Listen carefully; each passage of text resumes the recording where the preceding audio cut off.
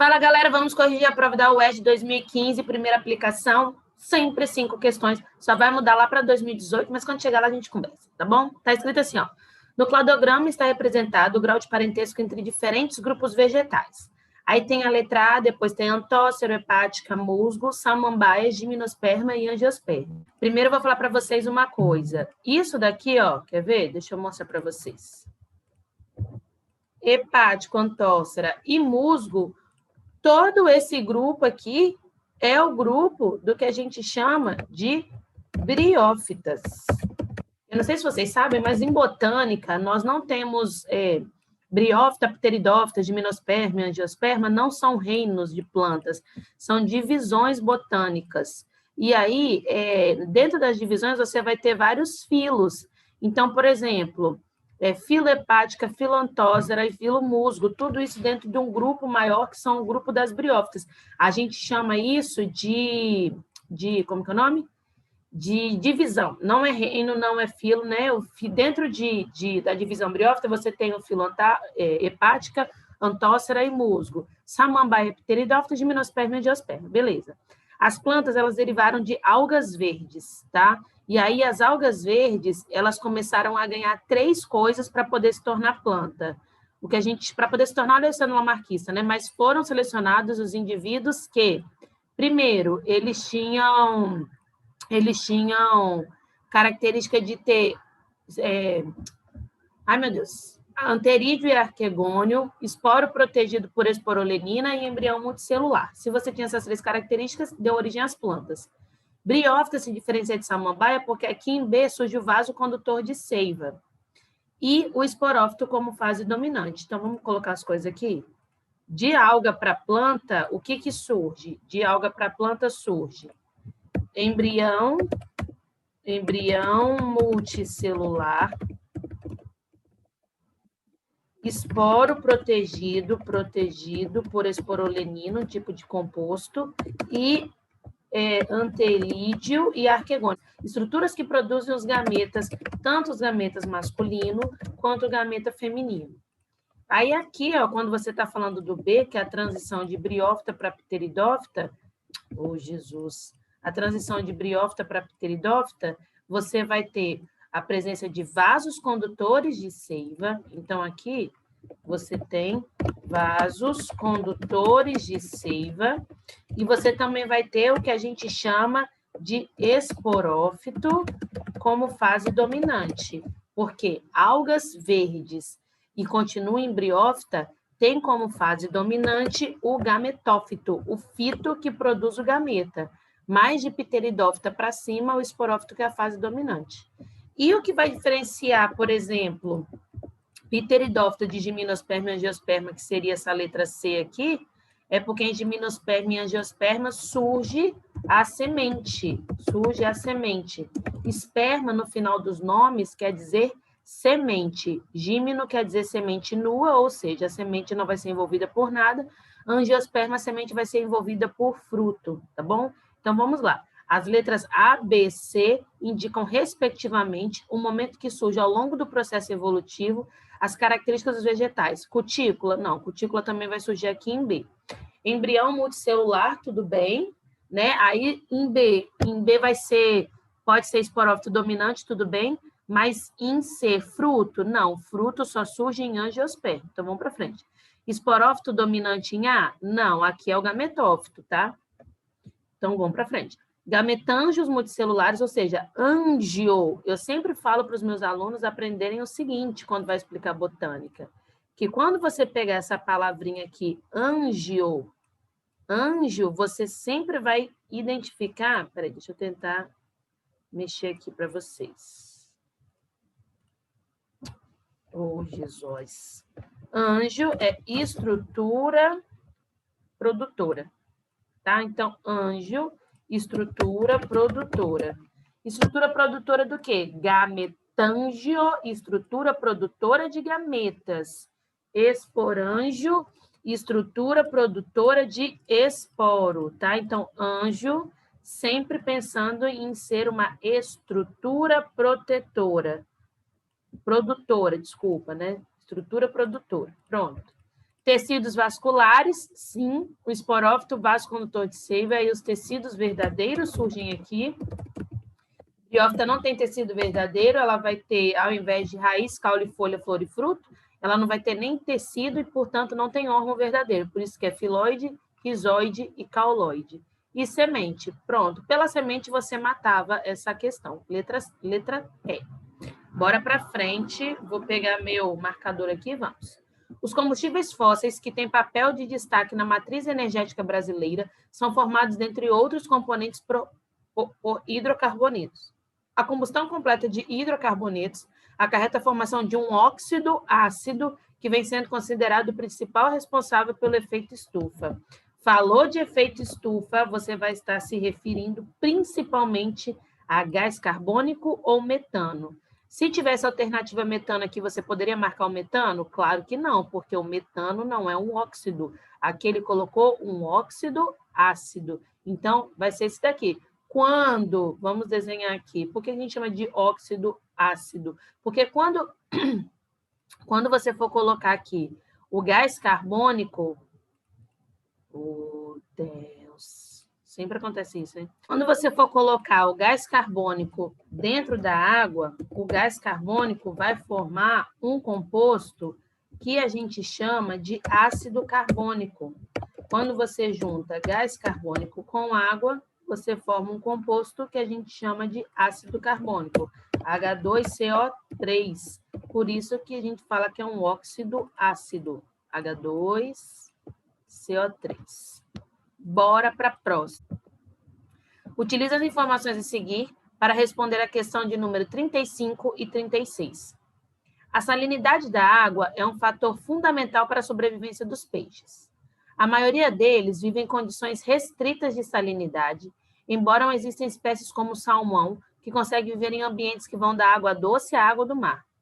Há peixes que sobrevivem em concentrações salinas adversas, desde que essas não se afastem das originais. Considere um rio que tenha passado por um processo de salinização. E aí, ou seja, um rio ele é de água doce, mas ele está recebendo um monte de sal mineral. Olha a concentração, observe na tabela suas faixas de concentração de cloreto de sódio. Aqui tem menos do que 0,1, aqui está entre 0,1 e 0,2, 0,4, 0,5, aqui mais do que 0,6. Isso aqui é isotônico em relação à água do mar. Considere um peixe em estresse osmótico que consegue sobreviver eliminando mais urina e reabsorvendo mais sais do que seu habitat original. Se ele está eliminando urina e está reabsorvendo sal, é porque ele é hipertônico em relação ao meio. Ou seja, ele está recebendo muito mais água. E aí, se ele está recebendo muito mais água, ele é um peixe de água doce, porque ele é hipertônico e está recebendo água. Vai sempre água do meio hipo para o meio hiper. É muito difícil você ter um peixe vivendo num ambiente isotônico, isso não existe. Ele sempre vai viver num ambiente onde ele tenha, mesmo que ele seja de água doce, ele vai ter uma concentração maior, um pouco de sal, do que a água. Então, o que acontece? Quando você está falando que ele está vivendo num ambiente em que ele elimina mais urina e reabsorve mais sal, ele está indo para um ambiente em que ele está ficando cada vez mais hipertônico em relação à água. Porque se ele está hipertônico, recebendo muita água. Se recebe muita água, faz muito xixi para osmorregular. Não tem como você... Se ele fosse para a concentração igual da água do mar, ele poderia ter o rim entrado em colapso. Então, ele provavelmente vivia no eixo X e agora está indo para o Y. Letra C. Próxima, galera. Vamos para frente.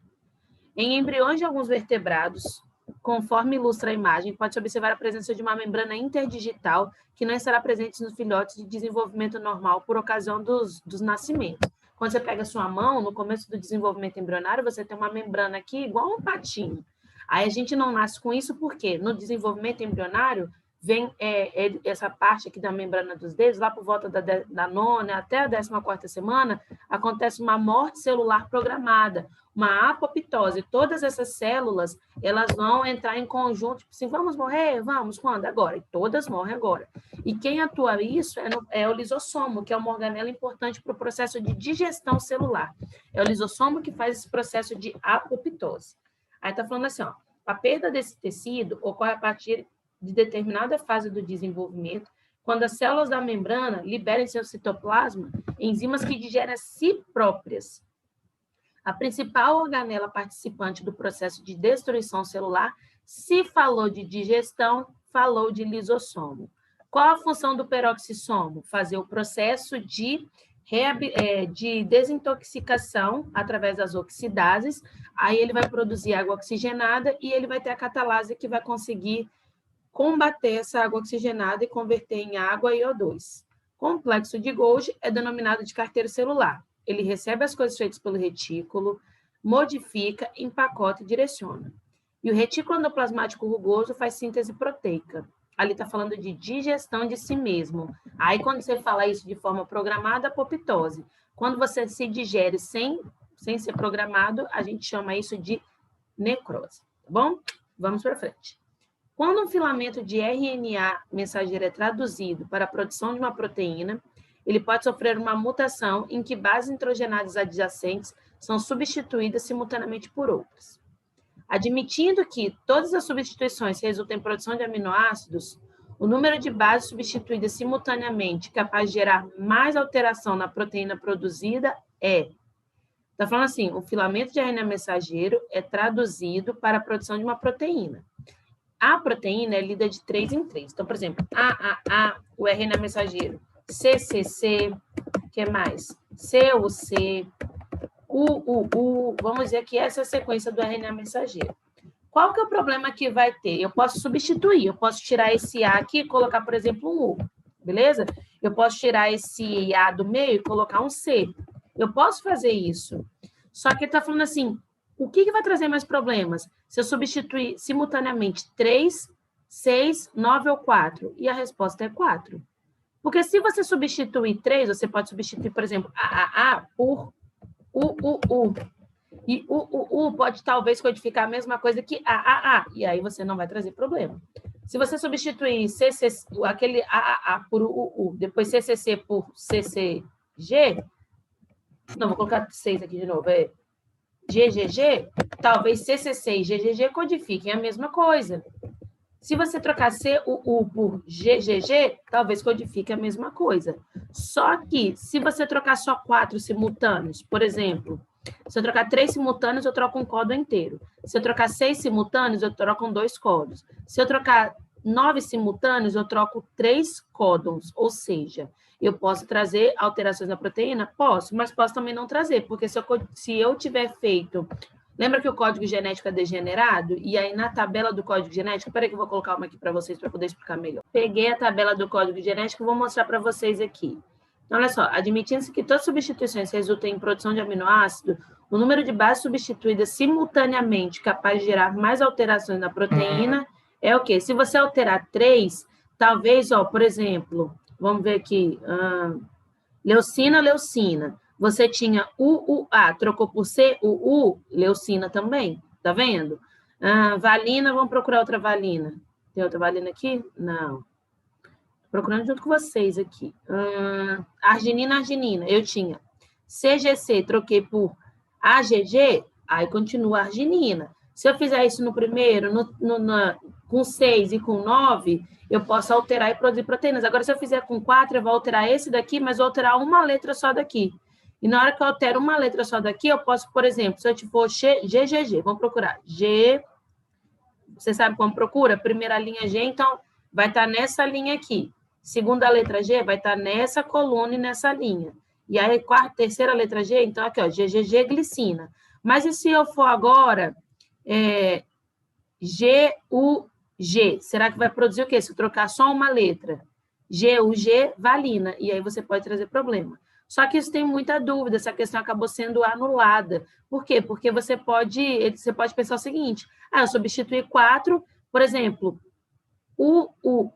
eu coloquei agora UC, e o U e o C fenolanina. Aí aqui eu troquei mais e troquei essas próximas 3 aqui. GGG e, sei lá, CCC, aí eu vou ter produzido outra aminoácido que altera a proteína também. Então, assim, foi muito mal elaborada, acabou sendo anulada, tá bom, galera?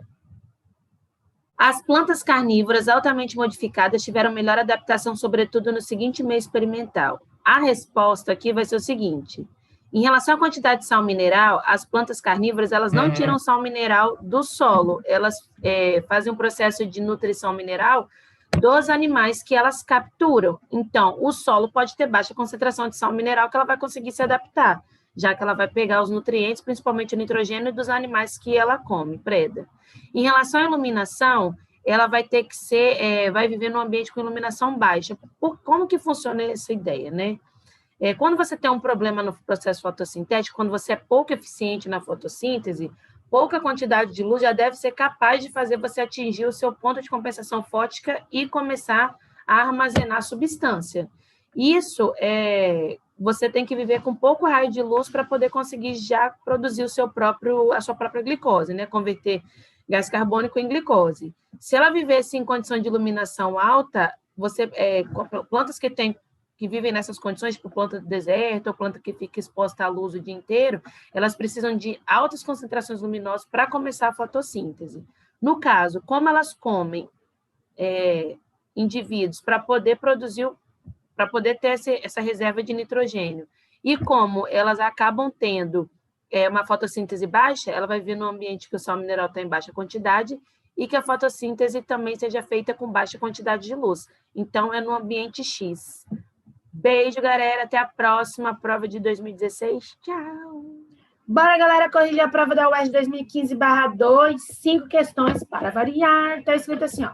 Com a implantação de atividades agropecuárias, populações muito reduzidas de uma mesma espécie podem ficar isoladas umas das outras em fragmentos florestais separados. Caso permaneça em isolamento, tais populações podem tender à extinção.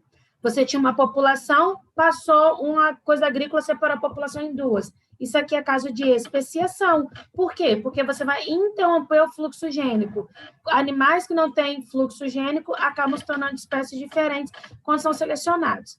Na fotografia, observa-se um corredor florestal construído para interligar ambientes expostos a esse tipo de impacto. Então, tem um montinho aqui, um montinho aqui, um montinho aqui.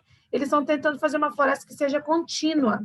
Aí está falando assim, sem a construção de corredores florestais, essas populações isoladas estariam sujeitas ao processo de extinção, cuja causa é denominada panmixia. Panmixia é o que a gente chama de cruzamentos ao acaso, não seria panmixia.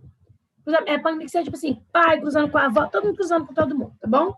Deriva gênica, sim, é um processo de eliminação que o humano, você vai, como que é o nome? Você vai ter interferido no processo, você não está eliminando a espécie porque ela não é boa competidora. Por um acaso, você matou ali, quando você mata, essa trouxe como consequência a eliminação de algumas espécies. Deriva gênica. Não é seleção natural, você não está selecionando isso naturalmente como mais adaptado. Migração diferencial também não. Se acontecesse migração, você conseguiria manter o fluxo gênico. Deriva gênica. 32. As principais reservas de energia dos mamíferos são, em primeiro lugar, as gorduras, em segundo lugar, um tipo de açúcar, o glicogênio. O glicogênio, porém, tem uma vantagem para o organismo em relação às gorduras. Essa vantagem está associada ao fato do glicogênio apresentar no organismo maior capacidade de sofrer hidrólise, ser compactado, produzir energia e solubilizar-se em água. O glicogênio, ele tem mais facilidade de sofrer hidrólise e quebra pela água. Ele não é mais compactado do que as gorduras. A gordura, ela tem uma capacidade de ser compactada e armazenar 9 quilocalorias de energia. O glicogênio, não. Produzir energia, a gordura também consegue produzir. Solubilizar em água é ser dissolvido na água. Isso não está relacionado com a melhor vantagem em relação a isso. 35. Em um experimento, os tubos 1, 2, 3 e 4, cujas aberturas são totalmente vedadas, são iluminados por luzes de mesma potência, durante o mesmo intervalo de tempo, mas com cores diferentes. Além da mesma solução aquosa, cada tubo possui os seguintes conteúdos: alga, caramujo, alga e caramujo. A solução aquosa presente nos tubos tem inicialmente cor vermelha, ou seja, concentração de dióxido de carbono neutro, tá? Nem muito nem pouco. Quando tem pouco, você está mais ácido. Quando tem muito, você está mais... quando tem muito, você está mais ácido. Quando tem pouco, você está mais básico, tá? Então, vamos lá. Porque dióxido de carbono, CO2, se junta com água e forma um ácido carbônico. Então, quanto mais gás carbônico, mais roxo, porque o pH diminui, porque forma mais ácido. Quanto menos gás carbônico, mais básico, beleza? Os tubos 1 e 2 são iluminados por... 1 e 3, desculpa. São iluminados por luz amarela. E o tubo 2 e 4 por luz azul. Admita que uma espécie de algo utilizado no experimento apresente um único pigmento fotossintetizante. O gráfico a seguir relaciona a taxa de fotossíntese desse pigmento em função dos comprimentos de onda. Quando você é iluminado por violeta, você tem uma alta taxa de fotossíntese. Azul é alto também, mas verde diminui, amarelo cai, laranja cai e vermelho está alta. Iluminou o tubo 1 e 3 com cor amarela, ou seja, a taxa de fotossíntese estava bem baixinha. O 2 e o 4 iluminou com azul, ou seja, a taxa de fotossíntese estava mais alta. Após o experimento, o tubo no qual a cor da solução se modificou mais rapidamente de vermelha para roxa é representada pelo número, ou seja, aquele que teve mais produção de gás carbônico foi qual número? Aquele que teve mais produção de gás carbônico foi aquele que fez menos fotossíntese. Por quê? A fotossíntese pega o gás carbônico do ar. Se você não está conseguindo fazer fotossíntese, você está deixando o gás carbônico na solução. Não está tendo gás carbônico. Então, você vai ter uma concentração maior para o roxo. O que acontece? Se está iluminado de amarelo, que foi o 1 e o 3, você já tem uma concentração, você já tem uma taxa fotossintética muito baixa, tá vendo aqui? Só que caramujo produz gás carbônico na respiração, né? Então, na respiração celular libera gás carbônico, quando você vai deixar o gás carbônico na água, vai ficar ácido, então vai vir para o roxo. A alga, que é o 2, está pegando o gás carbônico do ambiente. O 2 não, o 1, que é o tubo 1 está iluminado de amarelo, está pegando gás carbônico, ou seja, não está deixando o gás carbônico no ambiente. Seria o tubo 3, onde você tem mais caramujo. Por que não pode ser, por exemplo, o tubo que está o caramujo e a alga ao mesmo tempo? O caramujo libera o gás carbônico, mas o 4 está sendo eliminado por azul, está sendo alimentado por luz azul, que é onde você tem uma alta taxa fotossintética. Então, o caramujo está liberando gás carbônico e a alga está captando esse gás carbônico. Não está ficando gás carbônico no ambiente. Se não tem gás carbônico no ambiente, não tem formação de ácido. Sem ácido, não iria para a coloração roxa, tá bom? Uma questão super interdisciplinar. Questão 3 seria... O que está caramujo só está liberando gás carbônico, só está aumentando a concentração de gás carbônico, só está deixando dióxido de carbono no ambiente que se junta com água e forma um ácido. Tá? Próxima. Para a realização de um exame, os indivíduos A e B ingeriram uma solução contendo glicose. Após a ingestão, foram realizadas as alterações da concentração plasmática da glicose e do hormônio X e Y em ambos os indivíduos. Observe os resultados das medições no gráfico. Então, você tem a glicose. Na hora que ingeriu a glicose, o indivíduo ficou com ela muito tempo no sangue, muita quantidade, e depois caiu mais lentamente. O indivíduo B, ela teve uma alta não tão drástica, mas aí depois ela caiu rapidamente. Em relação ao hormônio X, provavelmente é insulina, porque na hora que você joga insulina, você vai ter uma alta de glicose e logo depois ela vai ser desviada para suas células e você tem uma queda.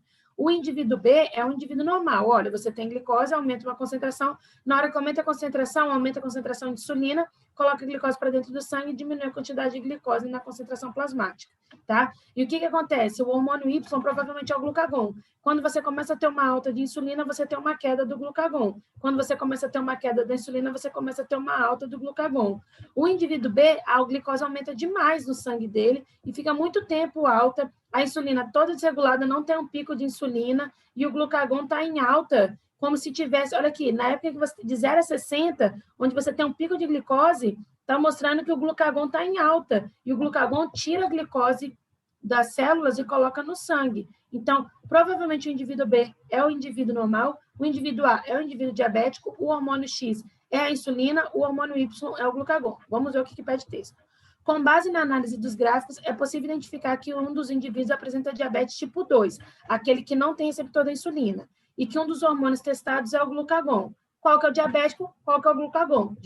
O indivíduo diabético é o indivíduo A. É o indivíduo A. E o glucagon é o hormônio Y, então a letra B, 44, letra B. Bora para a próxima. Considere dois ecossistemas, dois ecossistemas, um terrestre e outro marinho, e em cada um deles é possível identificar o nível trófico em que se encontra a maior quantidade de biomassa por unidade de área em um determinado período.